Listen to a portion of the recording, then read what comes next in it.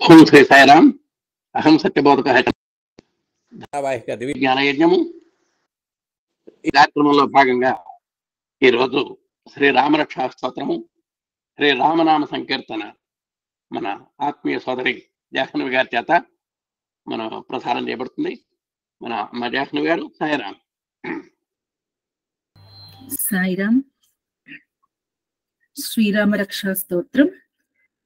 ఓం అస్య శ్రీరామరక్షా స్తోత్ర మంత్రస్య ఉత కౌశిక ఋషిః శ్రీ సీతారామచంద్రో దేవతా అనుష్ఠుప్ ఛందః సీతాశక్తిః శ్రీమాన్ హనుమాన్ కీలకం శ్రీరామచంద్ర ప్రీత్యర్థే రామరక్షా స్తోత్ర జపే వినియోగః. ధ్యానం ధ్యాయేదాజానుబాహుం ధృతశరధనుషం బద్ధ పద్మాసనస్థం పీతం వాసోవసానం నవకమలదలస్పర్ధి నేత్రం ప్రసన్నం వామాం కారూఢ సీతా ముఖ కమలమిలల్లోచనం నీరదాభం నానాలంకార దీప్తం దదతు మురు జటామండలం రామచంద్రం.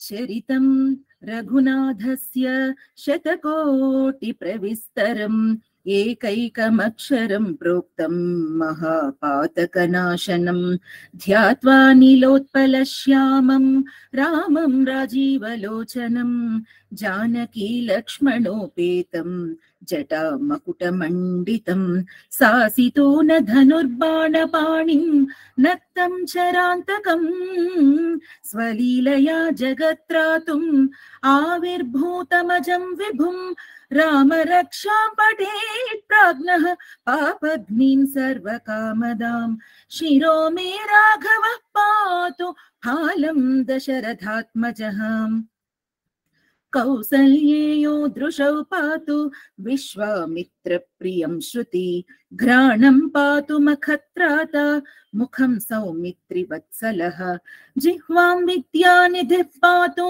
కంఠం భరతవందితః స్కంధౌ దివ్యాయుధః పాతు భుజౌ భగ్నేశ కార్ముకః కరౌ సీతాపతిః పాతు హృదయం జామదగ్న్యజిత్ మధ్యం పాతు ఖరధ్వంసి నాభిం జాంబవదాశ్రయః సుగ్రీవేశః కటిం పాతు శక్తిని హనుమత్ ప్రభుః ఊరు రఘుత్తమః పాతు రక్షః కుల వినాశకృత్ జానుని సేతుకృత్ పాతు జంఘే దశముఖాంతకః పాదౌ విభీషణ శ్రీదః పాతు రామోఖిలం వపుః ఏతాం రామ బలోపేతాం రక్షాం యస్సు కృతి పఠేత్ సచిరాయుః సుఖీ పుత్రీ విజయీ వినయీ భవేత్ పాతాళ భూతల వ్యోమచారిణః చద్మచారిణః న ద్రష్టుమపి శక్తాస్తే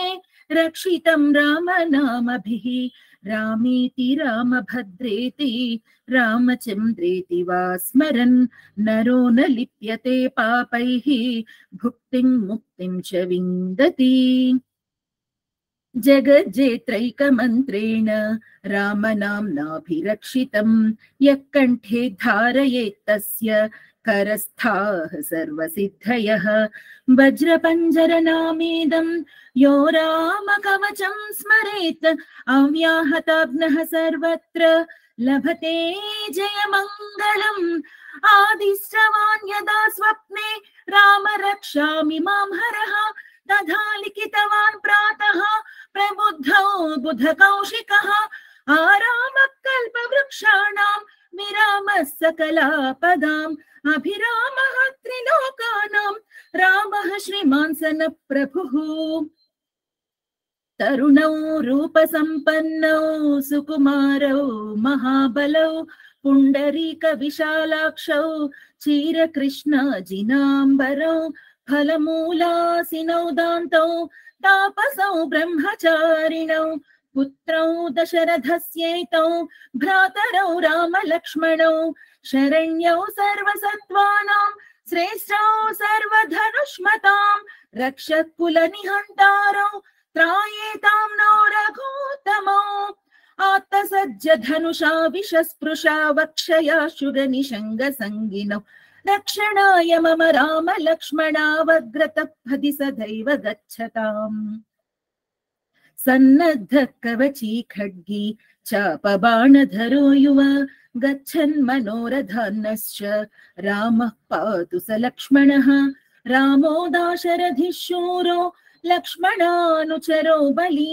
काकुत्सः पुरुषः पूर्णः कौसल्येयो रघुत्तमः वेदान्तवेद्यो यज्ञेशः पुराणपुरुषोत्तमः जानकी वल्लभः श्रीमान् प्रमेय पराक्रमः इत्येतानि जपन् नित्यं मद्भक्तः श्रद्धयान्वितः अश्वमेधाधिकं पुण्यं सम्प्राप्नोति न संशयः रामं दूर्वादलश्यामं पद्माक्षं पीतवासनं स्तुवन्ति नामभिर्दिव्यैः न ते संसारिणो नराः रामं लक्ष्मणपूर्वजं रघुवरं सीतापतिं सुन्दरं काकुत्स्थं करुणार्णवं गुणनिधिं विप्रप्रियं धार्मिकं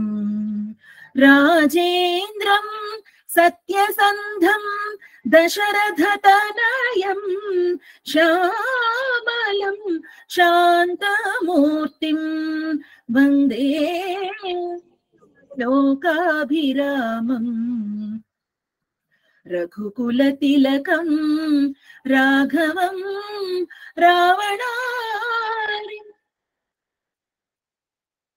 रामाय रामभद्राय रामचन्द्राय वेधसे रघुनाथाय नाथाय सीतायाः पतये नमः श्रीराम राम रघुनन्दन राम राम श्रीराम राम भरताग्रज राम राम श्रीराम राम रणकर्कश राम राम श्रीराम राम शरणं भव राम राम श्रीरामचन्द्र चरणौ मनसा स्मरामि श्रीरामचन्द्र चरणौ वचसा गृह्णामि श्रीरामचन्द्र चरणौ शिरसा नमामि श्रीरामचन्द्र चरणौ शरणं प्रपद्ये माता रामो मत्पिता रामचन्द्रः स्वामी रामो मत्सखा रामचन्द्रः सर्वस्वं मे रामचन्द्रो दयालुः नान्यं जाने नैव जाने न जाने दक्षिणे लक्ष्मणो यस्य वामे च जनकात्मजा पुरतो मारुतिर्यस्य तं वन्दे रघुनन्दनम् लोकाभिरामं रणरङ्गधीरं राजीवनेत्रं रघुवंशनादं कारुण्यरूपं करुणाकरन्तं श्रीरामचन्द्रं शरणं प्रपद्ये मनोजवं मारुततुल्यवेगं जितेन्द्रियं बुद्धिमतां वरिष्ठं वातात्मजं वानरयूथमुख्यं श्रीरामदूतं शरणं प्रपद्ये पूजन्तं राम रामेति मधुरं मधुराक्षरम् आरुह्य कविताशाखां वन्दे वाल्मीकिकोकिलम् आपदामपहर्तारं दातारं सर्वसम्पदां लोकाभिरामं श्रीरामं भूयो भूयो नमाम्यहम् भर्जनं भवबीजानाम् आर्जनं सुखसम्पदां तर्जनं यमदूतानां राम रामेति गर्जनम् रामो राजमणिः सदा विजयते रामं रमेशं भजे रामेणाभिहता निशाचरचमो रामाय तस्मै नमः रामान्नास्ति परायणं परतरं रामस्य दासोऽस्म्यहम् रामे चित्तलयः सदा भवतु मे भो राम मामुद्धर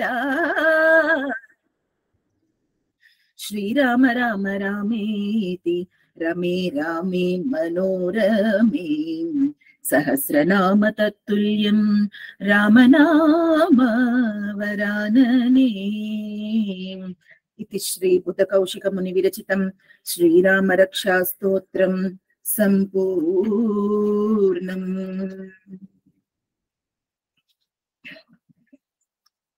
త్యాగరాజ స్వామి వారి కృతి సీతమ్మ మాయమ్మ.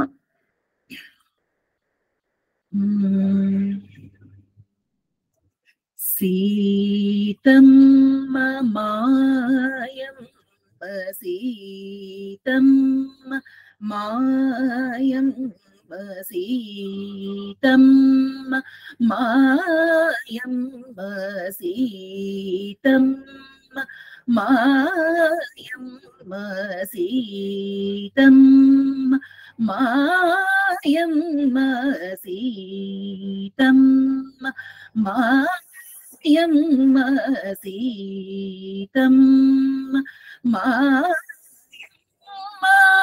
శ్రీరాముడు మాకు తండ్రి సీతం మా శ్రీరాముడు మాకు తండ్రి సీతం మా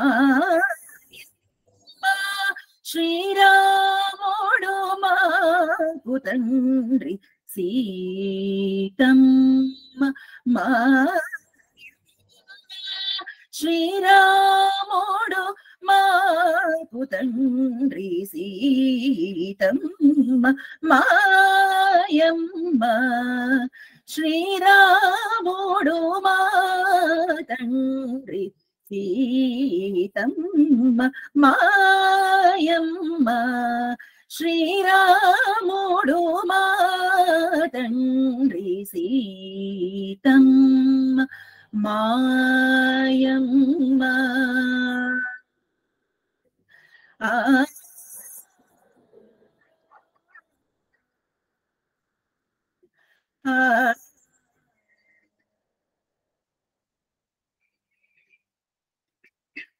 వాతాత్మజ సౌమిత్రీ వాతాత్మజ సౌమిత్రీ వాతాత్మజ సౌమిత్రీ వైనతేయ రిపుమర్దన వాతాత్మజ సౌమిత్రీ వైనతేయ రిపుమర్దన దాత భరతాదులు సోదరులు మాకు ఓ మనస దాత భరతాదులు సోదరులు మాకు ఓ మనస సీతం మాయమ్మ శ్రీరాముడు మా తండ్రి సీతం మాయమ్మ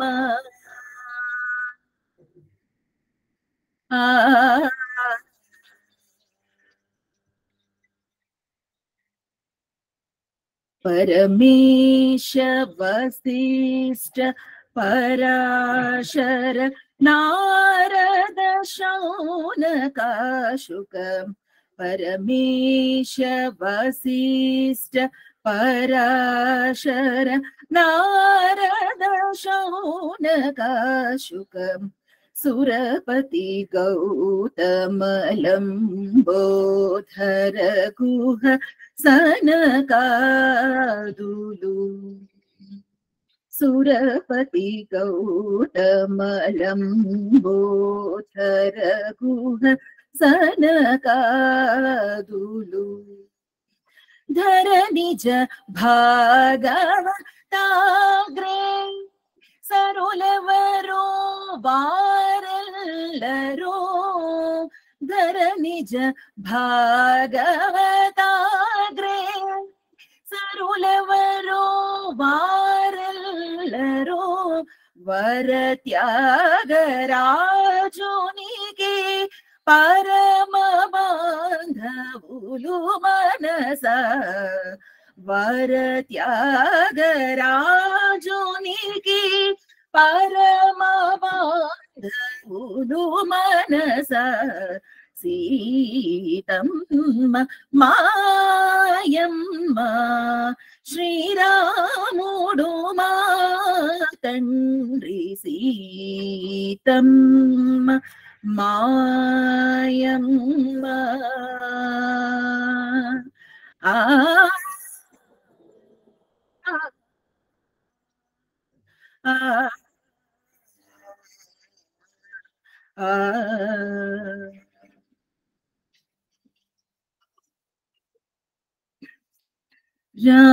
రామచంద్రుడితడు రఘువీరుడు రామచంద్రుడితడు రఘువీరుడు కామిత ఫలమూలియగలిగెనిందరికి రామచంద్రుడితడు రఘువీరుడు కామిత ఫలమూలియగలిగెనిందరికి రామచంద్రుడితడు రఘువీరుడు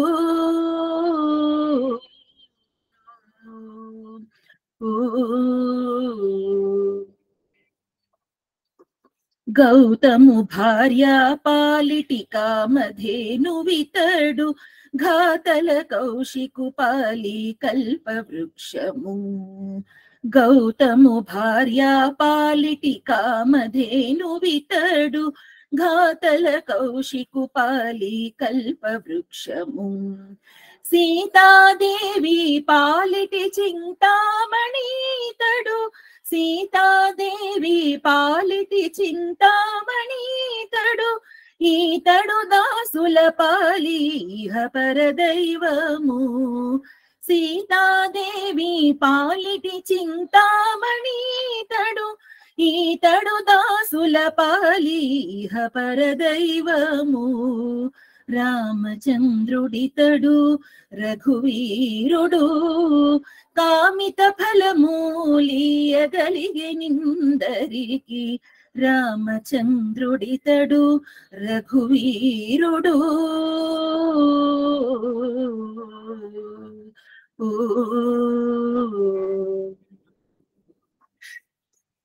పరగ సుగ్రీవు పాలి పరమ బంధుడితడు సరి హనుమంతు పాలి సామ్రాజ్యము పరగ సుగ్రీవు పాలి పరమ బంధుడితడు సరి హనుమంతు పాలి సామ్రాజ్యము నిరతి విభీషణుని పాలి నిధానము ఈతడు నిరతి విభీషణుని పాలి నిధానము ఈతడు గరిమ జనకు పాలి ఘన పారిజాతము నిరతి విభీషణుని పాలి నిధానము ఈతడు గరిమ జనకు పాలి ఘన పారిజాతము రామచంద్రుడితడు రఘువీరుడు కామిత ఫలమూలియగలిగెనిందరికి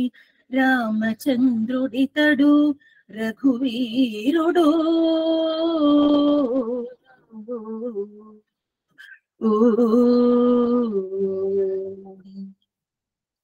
తలప శబరి పాలి తత్వపురహస్యము అలరి గుహుని పాలి ఆది మూలము తలప శబరి పాలి తత్వపురహస్యము అలరి గుహుని పాలి ఆది మూలము కలడన్నా వారి పాలి కన్నులెదుటి మోరితి కలడన్నా వారి పాలి కన్నులెదుటి మోరితి వెలయ శ్రీ వెంకటాద్రి విభుడితడు కలడన్నా వారి పాలి కన్నులెదుటి మోరితి వెలయ శ్రీ వెంకటాద్రి విభుడితడు రామచంద్రుడితడు రఘువీరుడు కామిత ఫలమూలియగలిగెనిందరికి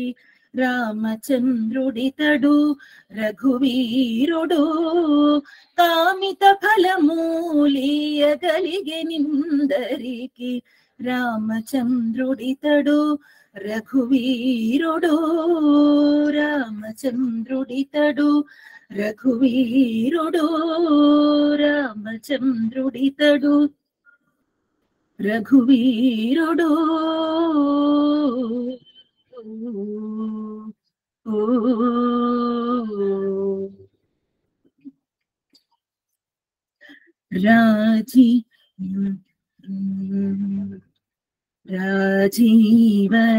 రాజీవనేత్రాయ రాఘవాయ నమో సౌజన్య నిలయాయ जानकीशाय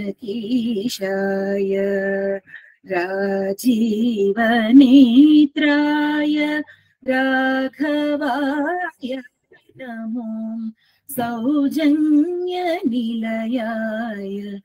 जानकीशाय दशरथतनूजाय ताटकगमनाय तुषिकसम्भवयज्ञ गोपनाय दशरथतनूजाय ताटकगमनाय कुशिकसम्भवयज्ञ गोपनाय पशुपति महाधनुर्भञ्जनाय नमो पशुपति महाधनुर्भञ्जनाय नमो विशद भार्गव राम विजयकरणाय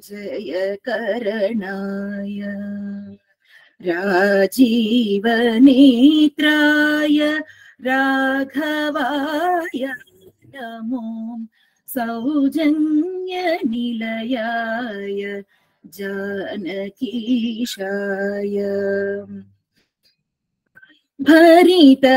भरितधर्माय शूर्पणखाङ्गहरणाय खरदूषणाधि रिपुखण्डनाय भरितधर्माय शूर्पणखाङ्गहरणाय खरदूषणाधि रिपुखण्डनाय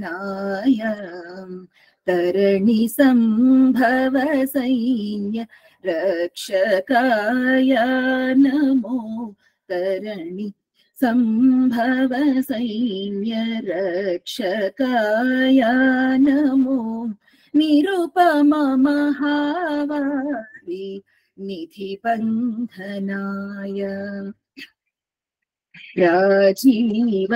राजीवनेत्राय राघवाय नमो सौजन्यनिलयाय जानकीशाय हतरावणाय संयमिनाथवरदाय अतुलितायोध्य पुराधिपाय हतरावणाय संयमिनाथवरदाय अतुलितायोध्य पुराधिपाय हितकर श्री वेंकटेश्वराय नमो हितकर श्री वेंकटेश्वराय नमो मिततवाविलिपाटि वीररामाय राजीवनेत्राय राघवाय नमो सौजन्यनिलयाय जानकीशाय राजीवनेत्राय राघवाय नमो सौजन्यनिलयाय जानकीशाय ఒక చిన్న మంగళం పాడనా సార్? పాడండమ్మా, పాడండి. నగుమో గలవాని మనోహరుని జగమేలో శూరుని జానకి వరుణి నగుమో గలవాని మనోహరుని జగమేలో శూరుని జానకి వరుణీ దేవాది దేవుని దివ్య సుందరుని శ్రీవాసుదేవుని సీతా రాఘవుని దేవాది దేవుని దివ్య సుందరుని శ్రీవాసుదేవుని సీతా రాఘవుని నగుమోము గలవాని నామనోహరుని జగమేలో శూరుని జానకి వరుణీ సుజ్ఞాన నిధిని సోమ సూర్యలోచనుని అజ్ఞాన తమమును అణచు భాస్కరుని సుజ్ఞాన నిధిని సోమ సూర్యలోచనుని అజ్ఞాన తమమును అణచు భాస్కరుని నగుమోము గలవాని నామనోహరుని జగమేలో శూరుని జానకి వరుణీ నిర్మలకారుని నిఖిల గహరుని ధర్మాది మోక్షంబు దయచేయు ఘనుని నిర్మల కరుని నిఖిల గహరుని ధర్మాది మోక్షంబు దయచేయు ఘనుని నగుమోము గలవాని నామనోహరుని జగమేలో శూరుని జానకి వరుణీ బోధతో పలుమారు పూజించి నేనారాధింతు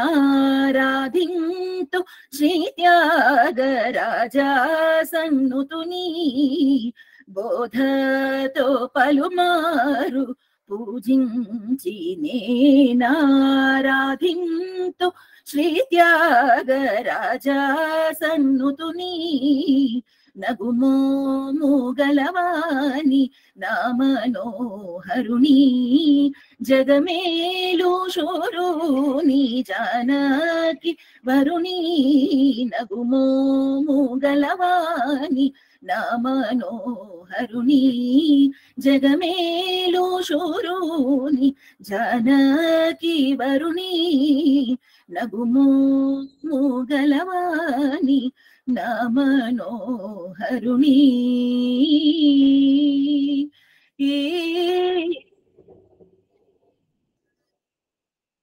సాయిరామ్. సాయిరామ్ అండి, సాయిరామ్. ఇప్పుడు అహం సత్యబోధక గ్రంథ పఠన విశ్లేషణ పాఠకులు శ్రీ ఎల్ఎస్ ప్రకాశ్రావు గారు, సాయిరామ్, నూజివేడు. సాయిరామ్ సార్. సాయిరామ్, గురువు గారు ఏదో మెసేజ్ పెట్టుకుంటున్నారు, మేడం గారితో కన్క్లూడ్ చేద్దామని. అది కరెక్ట్ కదా? తర్వాత చూద్దాం, ముందర మీరు కానివ్వండి సార్, మీరు కానివ్వండి. ఓకే, సాయిరామ్. సర్వదేవతాతీత స్వరూపులు భగవాన్ సత్యసాయి బాబా వారి పాద పద్మకు నమస్కరిస్తూ అందరికీ సాయిరామ్ అండి. హరే రామ రామ రామ హరే హరే, హరే రామ రామ రామ హరే హరే, హరే రామ రామ రామ హరే హరే. ఈరోజు ఈ అవకాశం కల్పించినటువంటి స్వామికి, గురువు గారికి, అందరికీ కూడా నా నమస్సుమాన్యసులు. ముందుగా నాకు ఈ పుస్తకం రావడానికి కారకులైనటువంటి కోటేశ్వరరావు గారు, అలాగే ప్రేమతో దయతో ఈ పుస్తకాన్ని పంపించినటువంటి పాదసారథి గారికి నా యొక్క కృతజ్ఞతలు తెలియజేసుకుంటున్నానండి. ఈరోజు 275వ పేజీలో దేహమనే కారుకు ధర్మార్థ కామ మోక్షములనే 4 పురుషార్థములు టైర్లు వంటివి అనేటువంటి శీర్షికతో మొదలవుతోంది. అయితే నిన్న ఎండ్ అయిన దాంట్లో చాలా అతి ముఖ్యమైనటువంటి విషయాన్ని స్వామి చెప్పడం జరిగిందండి. చెప్పడం కూడా ఈనాటి నుండి చెప్పబోయే విషయాలు మీరు నిరంతరము స్మరిస్తూ ఉండాలి అని మనకి బోధ చేస్తున్నారు. నిరంతరము స్మరిస్తూ ఉండేటువంటి విషయం ఏమిటయ్యా అంటే, మనము భగవంతునకు తద్భిన్నమేమీ కాదు. అలాగే బ్రహ్మానందమునకు సచ్చిదానందమునకు భిన్నమేమీ కాదు అని చెబుతూ ఏను దైవము తద్భిన్నమేమీ కాదు ఆ అఖండ పరబ్రహ్మమవుదు నేను వ్యధా క్లేశములు నన్ను స్ఫురింపబోవు సచ్చిదానందము తద్భిన్నమేమి కాదు నిత్య తృప్తుడను నేను భీతి నన్ను చేరబోదు ఉల్లమా పల్కు తత్సత్ ఓం ఓం తత్సత్ అని మనం పలుకుతూ భగవంతునకు మనం భిన్నము కాదు, బ్రహ్మమునకు భిన్నము కాదు అని తలుస్తూ ఉన్నప్పుడు కష్టములు, క్లేశములు, దుఃఖములు ఏమీ కూడా మనల్ని స్పృశించవు అని స్వామి చెప్తూ నిరంతరము గుర్తుపెట్టుకోవాల్సిన విషయాన్ని నిన్న చెప్పడం జరిగిందండి. ప్రార్థన, ఇది ఒక ప్రార్థన, ఆ ప్రార్థన చేయమన్నారు స్వామి. ఇక దేహము యొక్క ప్రాముఖ్యతను తెలియజేస్తూ దేహం యొక్క స్థానాన్ని గురించి తెలుపుతున్నారు. నేను అల్పుడను, నేను అశక్తుడను, నేను హీనుడను, నేను దుర్వినియోగమైన దేహమును ధరించిన వాడను అనే బలహీన భావములు మన హృదయములో ఏమాత్రము చేర్చకూడదు. మనల్ని నిరాశపరిచేటువంటి మాటలు, ఆ తర్వాత అలాగే హీనపరిచేటువంటి మాటలు, భావములు మన మీద మనం అల్పభావమును కలుగు చేసుకోకూడదు, బలహీన భావములను అన్వయించుకోకూడదు, ఏమాత్రము చేర్చుకోకూడదు. ఈ దేహము కేవలము ఒక ఉపాధి అంటే ఒక పనిముట్టు. ఈ జగత్తునందు నీవు ఆచరించవలసిన మార్గములు నిరూపించుటకు ఏర్పడినది. పూర్వ జన్మలో చేసినటువంటి పుణ్య కర్మ ఫలములన్నీ అనుభవించడానికి, అలాగే ఆ ఫలములను అనుభవించేసి భగవంతుణ్ణి చేరటానికి ఒక ఉపాధిగా, ఒక యంత్రముగా, ఒక వాహనముగా మనకి దేహాన్ని మనకిచ్చాడు ఈ జీవుడికి. కాబట్టి ఇది ఒక ఉపాధి మాత్రమే. ఈ జగత్తునందు నీవు ఆచరించవలసిన మార్గాల్ని నిరూపించుటకు ఏర్పడినది ఈ దేహము. ఈ దేహాన్ని సత్యమైన భావముతో విశ్వసించి దీని నిమిత్తమై అనేక రకములైన బాధలను మనం కొనుక్కుంటున్నాము. అయితే ఈ దేహం మనకు ఎందుకు ఇవ్వబడిందో అనేటువంటి అసలు సత్యాన్ని గమనించక ఈ దేహమే సత్యము, ఈ దేహమే అనేటువంటి భావముతో ఉండి ఆ భావం వల్ల అనేక రకమైన బాధలకు గురవుతున్నాడు మానవుడు అని చెప్తున్నారు. దేహం అనుకోవటం వల్లనే బాధపడుతున్నాం అంటున్నారు. ఆ దేహాన్ని గురించి చెప్తూ మలినపు కొంప రోగముల మ్రగ్గెడు సేవక గంప జాత సంచలనము పొందు దుంప భవసాగర మీదగలేని కంప అంబుల పొది లెమ్ము చూడ మనమెప్పుదలంపగ దేహమింక నిశ్చలమని నమ్మబోకు మనసా హరిపాదములు ఆశ్రయింపవే. కాబట్టి మనస్సుకి మనం బుద్ధి చెప్పుకుంటూ ఈ దేహము శాశ్వతము కాదు అని చెబుతూ ఆ హరిపాదమును ఆశ్రయించమని మనకు మనమే బోధ చేసుకోవాలి. మనస్సుని ఆ దారిలోకి మళ్లించాలి, హరిపాదములను పట్టుకునేటువంటి దారి వైపు. ఇంకను దేహము పాంచభౌతికము, దేహము పోలక తప్పదెప్పుడు దేహి నిరామయుండు గణుతింపగా దేహికి చావు పుట్టుకల్ మోహ నిబంధ బంధనల ముద్రలు లేవు నిజంబు చూడ నా దేహియే దేవదేవుడు మదిన్ గణుతింపగా ఆత్మరూపుడవు. మనలో ఉన్నటువంటి దేహియే ఆ భగవంతుడు అని గమనించుకోవాలి. ఆత్మరూపుడు మనము అని చెప్పని ఈ దేహము గురించి చెబుతూ దేహానికి ఇవ్వవలసిన ప్రాధాన్యత మాత్రమే ఇవ్వాలి, అత్యంత ప్రాధాన్యత ఇవ్వవలసింది భగవంతుడు. కాబట్టి దేహమును ఉపాధిగా ఉపయోగించుకోవాలని చెబుతూ కింద చక్కని ఉదాహరణ ఇస్తున్నారు. మనం కారు కొంటున్నాం, ఎవరి కోసం కొంటున్నాం? కారు కోసం కొంటున్నామా? మన నిమిత్తమై ఉపయోగించే కోసమే కారును కొంటున్నాం. అనుభవించేవాడు లేకుండా కారే ప్రధానమని దానికి నిరంతరము పెయింట్ వేసి శుభ్రము చేసి కారు షెడ్లో పెట్టి లాక్ చేయడానికా? కారు కొనుక్కున్నదే దాన్ని ఉపయోగించుకొని మనం చేరవలసినటువంటి ప్లేస్లకు చేరడం కోసం మాత్రమే ఆ కారు ఇంపార్టెన్స్. అందుకని అది శుభ్రంగా ఉండేటట్టుగా, చక్కగా పనిచేసేటట్టుగా దాన్ని శుభ్రంగా ఉంచుకోవాలి. ఆ కారుని ఎలా అయితే, అంతేగాని కారుని షెడ్లో పెట్టి పూజ చేయడానికి మనం కొనుక్కోము. అట్లాగే ఈ దేహానికి కాదు ప్రాధాన్యత, కారుని ఎలా ఉపయోగించుకుంటున్నామో చేరవలసిన స్థానానికి ప్రయాణ సాధనంగా దేహాన్ని కూడా చేరవలసినటువంటి మనం వచ్చినటువంటి స్థానానికి చేరటానికి ప్రయాణ సాధనంగా దేహాన్ని ఉపయోగించుకోవాలంటున్నారు స్వామి. అదేవిధంగా దేహము ఒక కారు వంటిది. ఈ కారుకి కొన్ని ప్రధానమైన అంశములు ఉంటున్నాయి. కారుకి ఎన్ని టైర్లు? 4 టైర్లు. ఈ 4 టైర్లలో ఏమి ఉంటున్నది? ఈ టైర్లలో ట్యూబ్ ఉంటున్నది, ట్యూబ్ లోపల గాలి ఉంటున్నది. అదే విధంగా దేహం అనే కారుకి చతుర్విధ పురుషార్థములు, ధర్మ అర్థ కామ మోక్షములు 4 టైర్లు వంటివి. మన దేహానికి కారు అనుకుంటే 4 టైర్లు ఉన్నాయి, అవి 4 పురుషార్థాలు చెప్తున్నారు. ఈ పురుషార్థములు అనే టైర్ల లోపల నమ్మకము అనే గాలి బాగా ఉండాలి. టైర్లు ఉండినంత మాత్రమున ఇది ప్రయాణము చేయలేదు. ఇందులో స్టీరింగ్ ఒకటి ఉండాలి. బయట ఉన్న టైర్లు తిప్పాలంటే లోపల స్టీరింగ్ తిప్పాలి, కానీ ఆ టైర్లు పట్టుకుని తిప్పడానికి ప్రయత్నం చేయడానికి వీలు పడదు. లోపల ఉన్న స్టీరింగే మైండ్. మైండ్ ఎట్లా తిరుగుతుంటే ఈ పురుషార్థములు అట్లా తిరుగుతూ ప్రయాణం చేస్తుంటాయి. కనుక ఈ మైండ్ మంచి కంట్రోల్లో ఉండాలి. మైండ్ మంచి కంట్రోల్లో ఉండాలి. అక్కడ కారు వెళ్ళవలసినటువంటి వైపు, వెళ్ళవలసినటువంటి మార్గంలో వెళ్ళాలంటే ఎలాగైతే స్టీరింగ్ అవసరమో, అదే మాదిరిగా మన దేహము సరైనటువంటి రీతిలో నడవడానికి మన మైండ్ స్టీరింగ్ వలె కంట్రోల్లో ఉండాలి.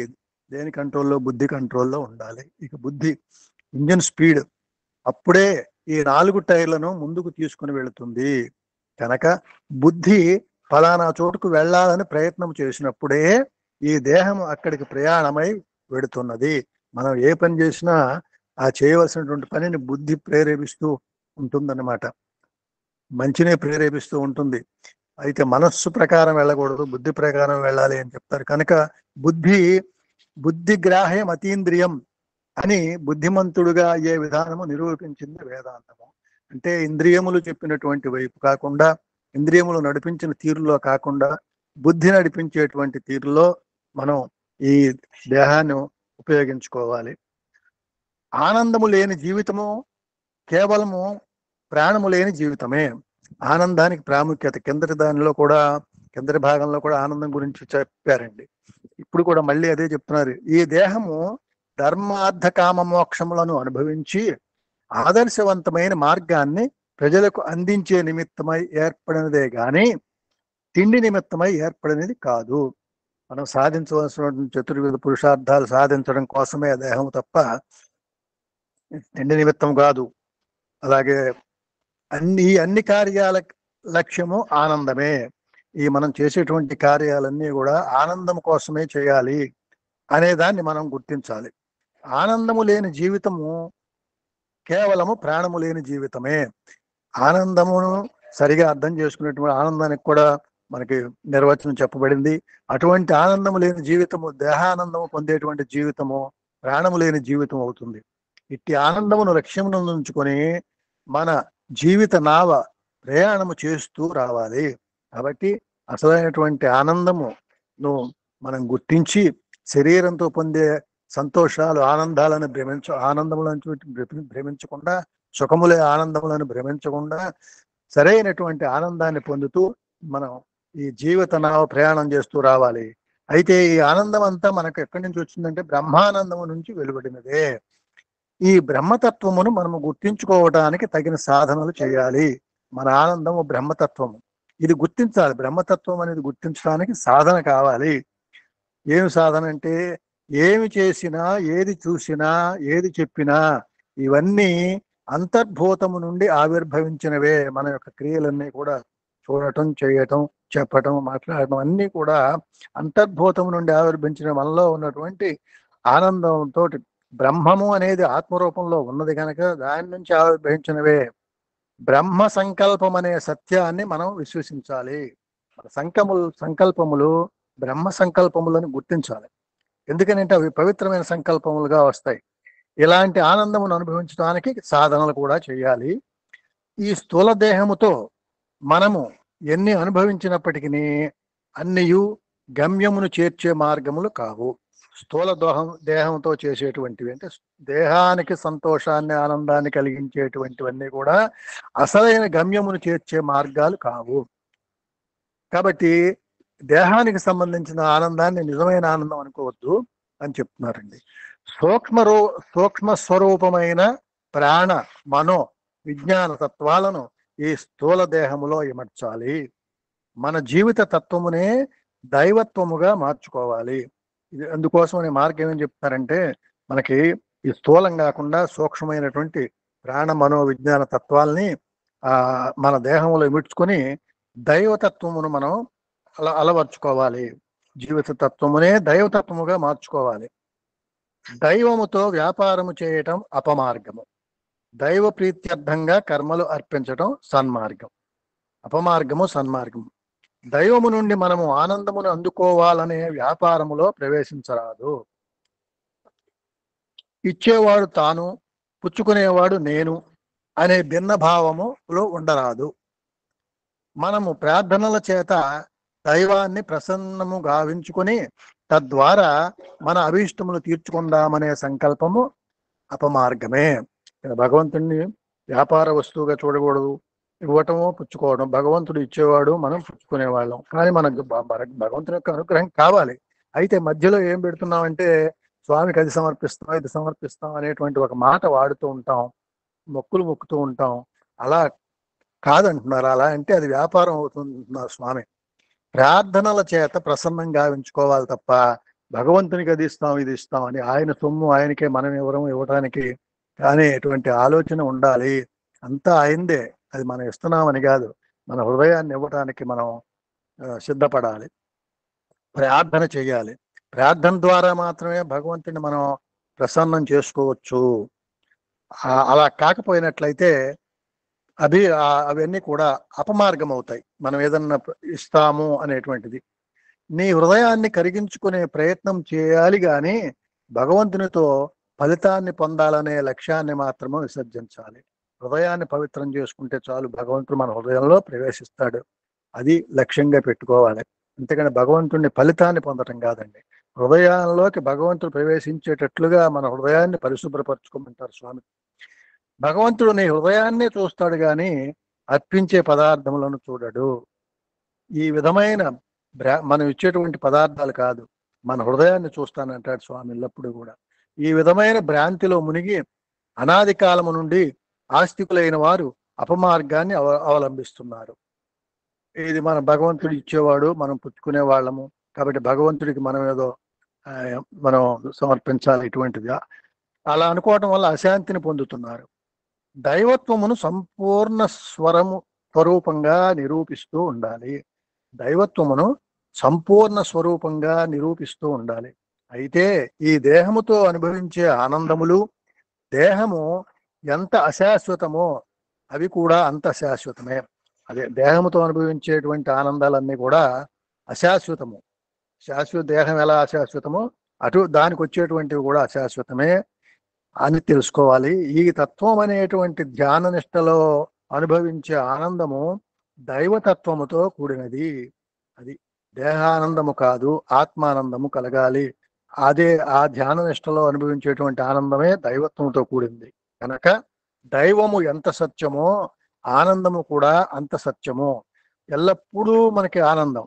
ఒక్కసారి మనం పుటపర్తిలో స్వామిని దర్శించినట్టు సమయాన్ని గుర్తు తెచ్చుకున్న కొద్దీ ఆనందాన్ని ఇంకా గుర్తు తెచ్చుకోవాలి. ఆ సన్నివేశాలని ఎంతో ఆనందాన్ని కలుగజేస్తాయి. అది తరగదు. అటువంటి ఆనందాన్ని మనం పొందాలి. ఒకసారి స్వామి మనకి స్వప్నంలో కనపడ్డారంటే ఎన్ని సంవత్సరాలు మనకు గుర్తుంటుంది చూడండి. అదంతా కూడా అది ఆనందం అంటే ఎల్లప్పుడూ అందించేది. అదే శరీరానికి అయితే 1 రోజు 2 రోజులు ఉంటుంది ఆనందం, తదుపరి ఉండదు. నిరంతరము మనము ఏ పని చేసినప్పటికీ దైవ ప్రీత్యర్థము అని అర్పితము కావిస్తూ రావాలి. ఇది అతి ముఖ్యమైనటువంటిది. మనం పనులు మన దేహం ఉన్నంతకాలం పనులు చేస్తూనే ఉండాలి, ఆలోచనలు చేస్తూనే ఉండాలి.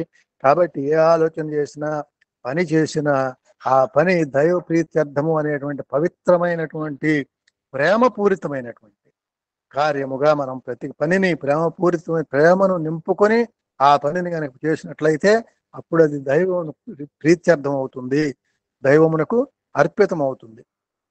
మన దగ్గరికి ఎవరికి పనికొచ్చినా లేదా ఏ సేవకి వెళ్ళినా అంతా కూడా దైవ ప్రీత్యర్థమే అనేటువంటిది పెంచుకోవాలి. ఇక్కడ ఎవరికి సేవ చేసినా ఈశ్వర సేవగా భావించాలి. ఇది నా పని, ఇది దైవము పని అని ఏమాత్రము భేదము పాటించరాదు. ఇది పని అంటే దైవం పని, అంతా కూడా మన పని అని సపరేషన్ ఏమి ఉండకూడదు. దైవమునకు పుట్టుక చావు అనేది ఏమాత్రము లేదు. దైవమునకు ఉపాధులు ఉండినప్పటికీ కేవలము ఈ ఉపాధులు అవస్థలకు గురి కావచ్చు, కానీ ఆత్మతత్వము ఏనాడు ఎట్టి అవస్థలకు గురి కాదు. ఇక్కడ భగవంతుడు ఎలా శాశ్వతమో మన ఆత్మతో కూడా శాశ్వతమే, ఆత్మతత్వం శాశ్వతము. అలా ఆత్మతత్వం కనుక మనం తెలుసుకోగలిగినట్లయితే, ఎరుకగలిగినట్లయితే అవస్థలకు గురి కాదు ఆత్మతత్వం. శరీరం ఉపాధికి మాత్రమే వస్తాయి. ధనము వల్ల సుఖము కలుగుతుందా అంటే ధనవంతులు ఎంతమంది లేరు లోకంలో? కారే రాజులు రాజ్యములు కలుగవే గర్వోన్నతిని పొందరే వారేరి అని కాళహస్తి శతకంలో దూర్జటి రాసినటువంటి పద్యం ఉన్నదండి. ఎంతమంది చక్రవర్తులు, ఎంతమంది రాజులు సర్వ సౌఖ్యములతో భోగభాగ్యములు అనుభవించారు. వారెవరైనా శాశ్వతముగా ఉండగలిగారా? దేహములు నీటి బుడగల వంటివి, ఉండినంత వరకు వాటికి సార్థక కర్మలు అందించుతూ రావాలి. దేహములు ఎప్పుడు పేలిపోతాయో తెలియదు, నీటి బుడగల్లాగా. కాబట్టి దానికి మంచి కర్మలను అందిస్తూ ఉండాలి, మంచి కర్మలు చేసుకుంటూ ఉండాలి. దైవ ప్రీతితో దైవంపై ప్రీతితో చేయాలి. ధనము వల్ల మనకు సుఖం కలుగుతుందని ఏమాత్రము విశ్వసించరాదు. గుణము వల్లనే మనకు సుఖం లభిస్తుంది. ఇది పలుసార్లు మనం చెప్పుకున్నది కనుక అర్థమైంది. ధనం వల్ల వచ్చేటువంటి సుఖం కాదు. అన్నిసార్లు కూడా కొన్ని ప్రదేశాల్లో మన దగ్గర ఎంతో డబ్బు ఉండవచ్చు, కానీ తినడానికి ఆహారం దొరకదు. ధనం ఎంతైనా ఉండొచ్చు దగ్గర, అంటే ధనం అన్ని పనులని చేయలేదు. అలాగే ప్రేమను కూడా తెచ్చిపెట్టలేదు, కొంతవరకు మాత్రమే అది పనిచేస్తుంది. గుణము మాత్రం శాశ్వతమైనటువంటి సుఖాన్ని లభింపజేస్తుంది మనకి. కనుక సద్గుణవంతుడు కావటానికి తగిన ప్రయత్నము చేయాలి.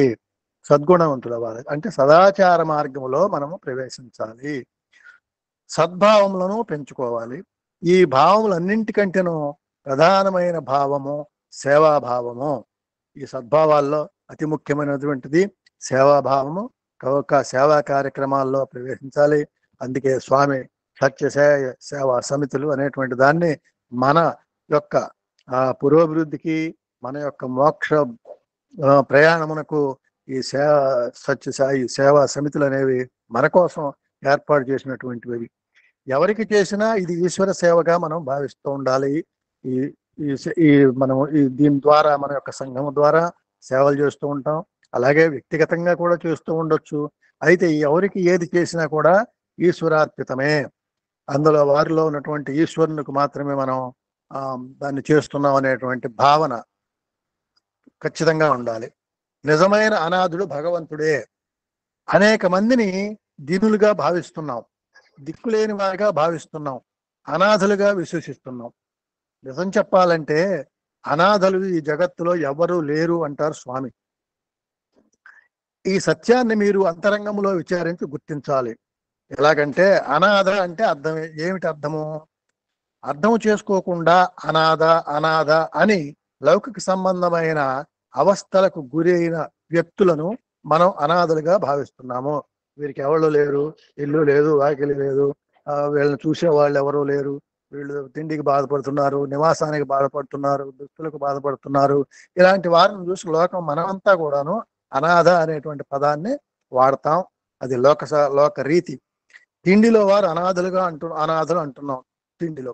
బట్టల్లో అనాథలు అంటున్నాం. ఇవన్నీ అనాథలకు సంబంధించినవా? శక్తి లేని హీనుడు ఈ విధంగా చెప్పవచ్చును, కానీ అనాథ అనే పదం ఉపయోగించరాదు అంటారు స్వామి. అంటే సరైనటువంటి అర్థం తెలియక మనం లోకం అలా ఉపయోగిస్తోంది. దాన్ని వివరించారు ఇప్పుడు స్వామి.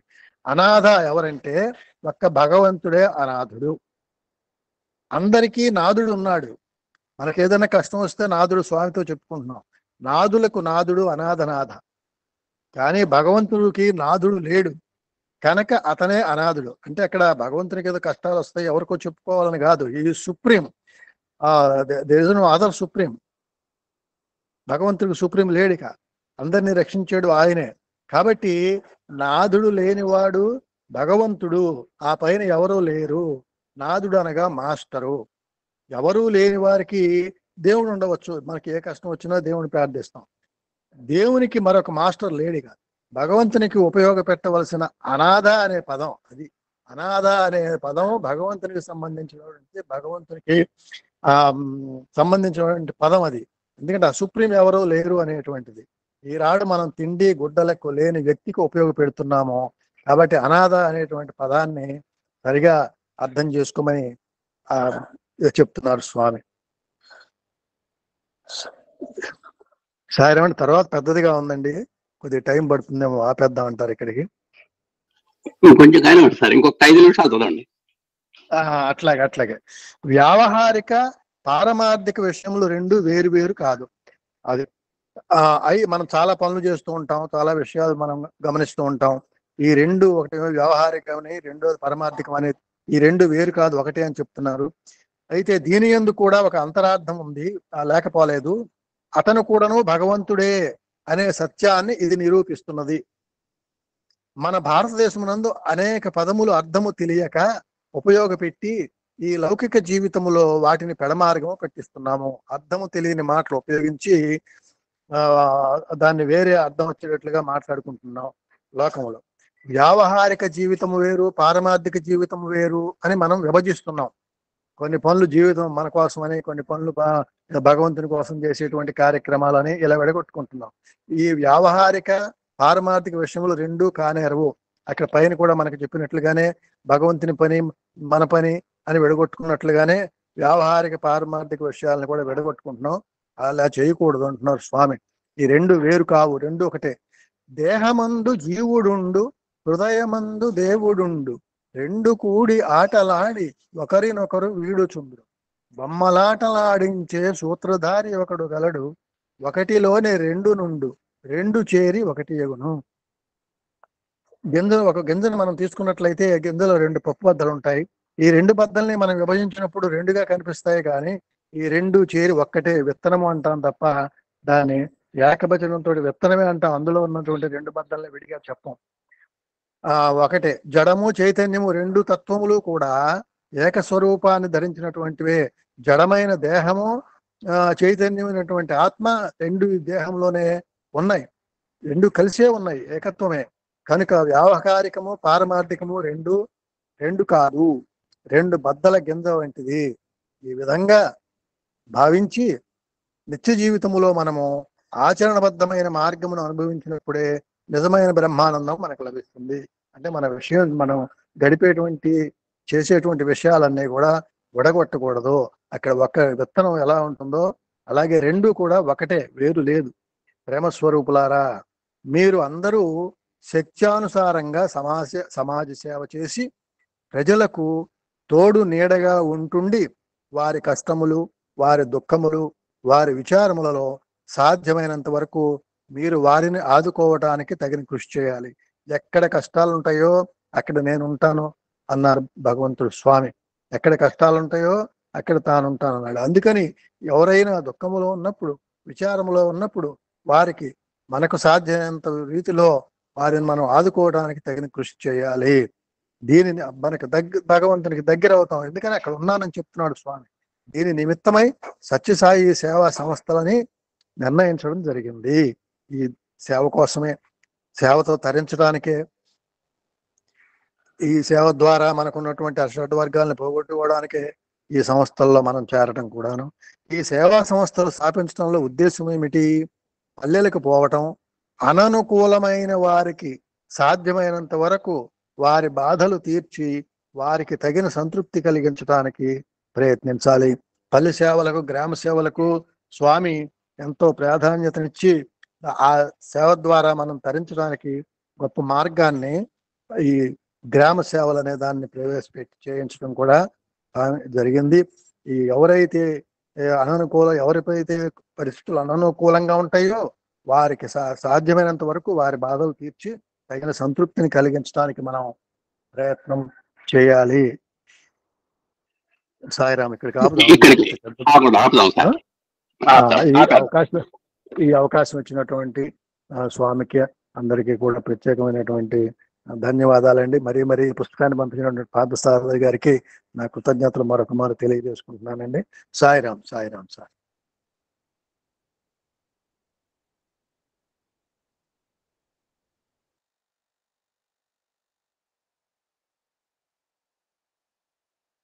ఓం శాంతి శాంతి శాంతి.